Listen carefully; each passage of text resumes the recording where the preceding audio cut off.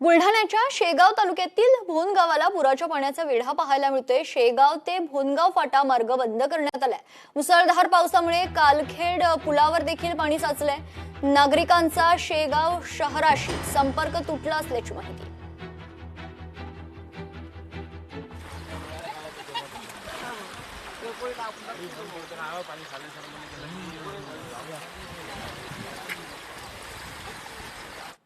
सातारा जिल्ह्यातील घाट परिसरात पावसाचा जोर वाढलाय। कोयनाचे 6 दरवाजे 2 फुटांनी उघडणार आहेत। धरणातून नदीपात्रात 11,680 क्युसेक वेगानं विसर्ग सुरू आहे।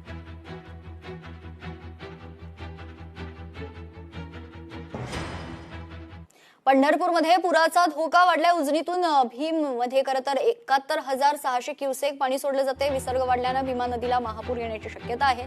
नदीकाठच्या गावांना प्रशासनानं सतर्कतेचा इशारा दिला।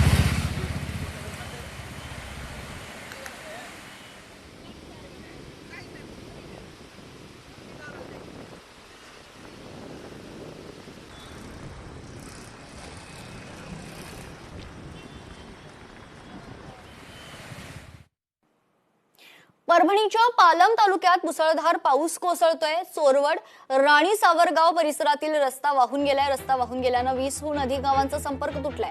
तयार केलेला वळण रस्ता वाहून गेल्यानं वाहतूक देखील बंद करण्यात आली।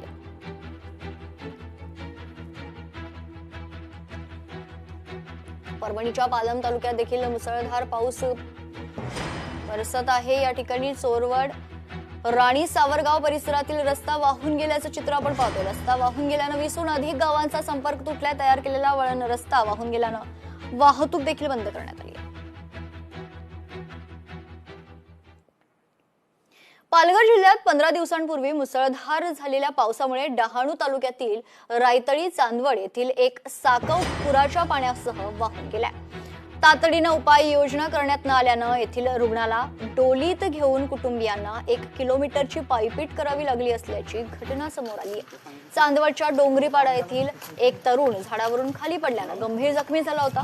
मात्र रुग्णवाहिका थेट गावापर्यंत जाऊ शकत नसल्यानं जखमी तरुणाच्या कुटुंबियांनी त्याला लाकूड आणि चादर यांच्या मदतीनं डोली करून तब्बल 1 किलोमीटरची पायपीट करत त्याला मुख्य रस्त्यावर आणलं आणि त्यानंतर डहाणूच्या कॉटेज रुग्णालयात उपचारासाठी या रुग्णाला दाखल केले।